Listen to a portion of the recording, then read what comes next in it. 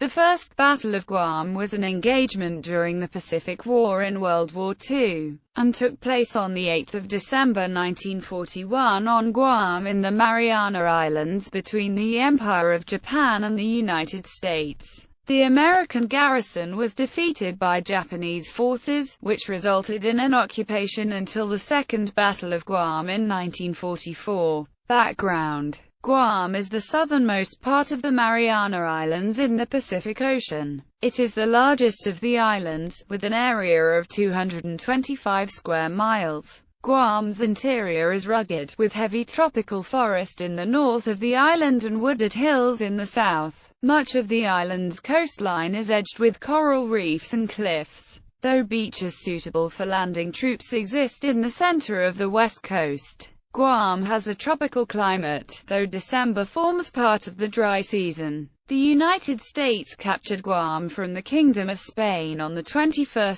June 1898 during the Spanish-American War. The next year Spain sold the other islands in the Marianas chain to Germany. The United States Navy established a facility near the village of Piti on Guam in 1899, and the United States Marine Corps opened a barracks at Sumay in 1901. A naval coaling station was established on the island in 1905, and a battery of 6 6-inch guns was in place to strengthen Guam's defenses in 1909. A U.S. Navy captain served as both the governor and commander of the naval base from 1899 onwards, though there were some elements of a civilian government on the island. During World War I, Japanese forces captured the German islands in the Marianas during October 1914 and established a garrison which was designated the South Seas Defense Force. Japan gained a mandate over the islands from the League of Nations in December 1920, and they were administered by the South Seas Bureau, which formed part of the Ministry of Overseas Affairs.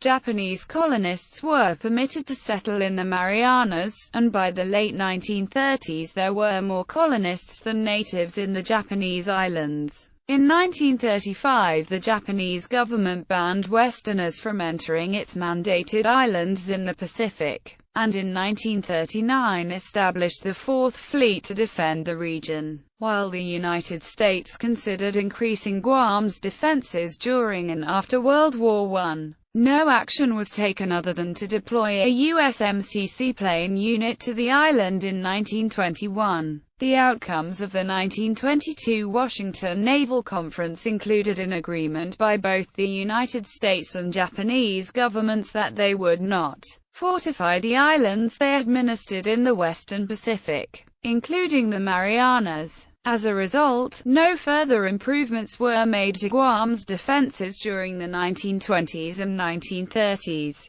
and the island's coastal artillery battery was removed by 1930. The USMC seaplane unit also departed the next year. The Navy sought permission to build fortifications on the island in 1938, but this proposal was rejected. In 1941 Guam had a population of 23,394, most of whom lived in or within 10 miles of the island's capital of Agana. The island had about 85 miles of improved roads and Apra Harbor was considered the best in the Marianas, but did not have an airfield. Prelude: Japanese plans for the Pacific War included capturing Guam within the war's first days. From March 1941 Japanese aircraft flew photo reconnaissance sorties over the island. Plans for the invasion of the island were completed in September that year, and the South Seas Detachment was selected as the main unit responsible for this. The South Seas Detachment comprised the 144th Infantry Regiment and other units detached from the 55th Division and had a strength of 4,886 men. The South Seas Detachment was concentrated in Korea during November 1941 and, following a brief stay in Japan, sailed for Chichijima in the Bonin Islands late that month. The 370-man strong 5th Company of the 2nd Maizuru Special Naval Landing Force, which was based at Saipan in the Marianas,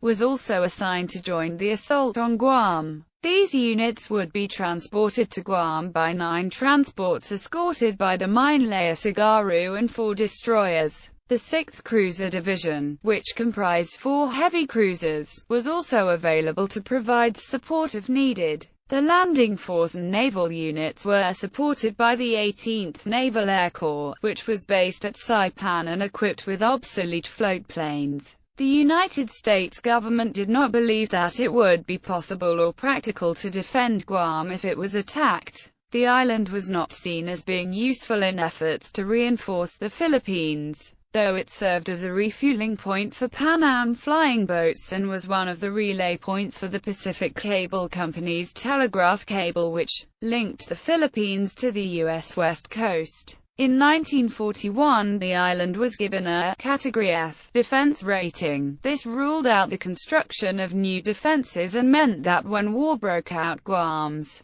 defenders would destroy all facilities of military value and withdraw. Despite this, and with only small arms available to them for their defense, the U.S. Marines stationed on the island and under command of then Lt. Col. later, U.S. Marine Corps Brigadier General William K. McNulty fortified their positions and put up a valiant defense against the subsequent Japanese aerial assault of the island, while suffering losses and other casualties of near 1/3 of their complement. Despite the low priority accorded to Guam, some minor steps were also taken by other command to improve Guam's defenses before war broke out. A contract for minor improvements to the military facilities on Guam was issued in April 1941, and work began the next month. The Guam Insular Force Guard, which was a locally manned military force responsible for protecting the naval base, was also slightly expanded in May. On the 17th of October, the dependents of the American military personnel on the island were evacuated to the United States by the transport US Henderson, followed by more than 1,000 construction workers. On the 23rd of October 1941, the U.S. Navy's General Board provided Secretary of the Navy Frank Knox with a report on Guam's defenses which recommended against reinforcing the island due to the difficulties of defending it and the need to allocate resources to other priorities. The report argued in favor of continuing to improve Guam's harbor and seaplane facilities. However, at the outbreak of war on 8 December 1941, Guam was defended by small U.S. Navy and USMC units as well as the Insular Force Guard. Captain George McMillan, who was also the island's governor and the overall commander of the garrison, was in charge of naval forces. Guam, which comprised 271 personnel and 4 nurses. This force was a subordinate unit of the Asiatic Fleet and most of its personnel were unarmed. Guam's guard ship, the US Gold Star, had sailed to the Philippines to pick up supplies and enable the crew to buy Christmas presents and was directed to remain there. The minesweeper US Penguin was present at the island, however, along with the immobile oil depot ship Robert L. Barnes. Marine Barracks, Summit had a strength of 145 men who were organized into a company armed with rifles and a small number of machine guns. The Insular Force Guard comprised 246 men, most of whom had received little training. The Marines and Insular Force Guard were equipped with 170 M1903 Springfield rifles, 13 Lewis guns and 15 Browning automatic rifles. The defenders did not have any mortars or artillery other than the guns on board Penguin. In addition to these military units, Guam's police force had a strength of 80 men who were armed only with pistols. Battle. At 4:45 on 8 December, the governor of the island, George McMillan, was informed about the attack on Pearl Harbor. At 8:27, Japanese aircraft from Saipan attacked the Marine Barracks, the PT Navy Yard, Liburgon radio station, Standard Oil Company, and the Pan American Hotel. During the air attack, the minesweeper US Penguin, the largest Navy vessel at the island, was sunk after shooting down an airplane. One officer was killed and several men wounded. The air raids all over Guam continued into the morning and afternoon before subsiding at 1700. The next day at 8:30, Japanese air attacks resumed, with no more than 9 aircraft attacking at a time. The same targets as the previous day were attacked, and also the government house in Agana and several villages.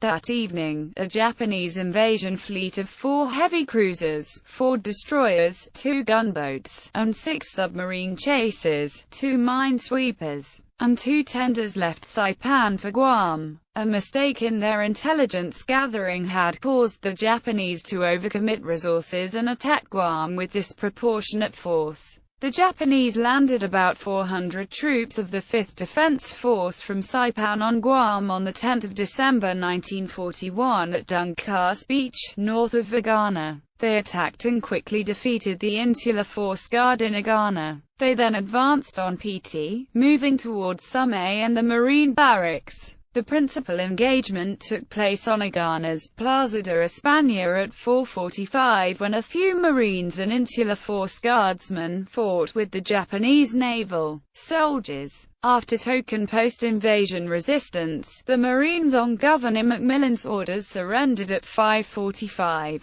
Governor McMillan officially surrendered at 600. A few skirmishes took place all over the island before news of the surrender spread and the rest of the island forces laid down their arms. The American patrol boat YP-16 was scuttled by means of fire during the event, and YP-17 was captured by Japanese naval forces. An American freighter was damaged by the Japanese. In the meantime, the Japanese South Seas Detached Force under the command of Major General Tomotarō Hori made separate landings at Tuman Bay in the north, on the southwest coast near Merizo, and on the eastern shore of the island at Taliaferro Bay. U.S. Marine losses were 5 killed and 13 wounded. The U.S. Navy lost 8 killed while 4 of the Guam Insular Force Guards were killed and 22 other wounded. 1 Japanese naval soldier was killed and 6 wounded.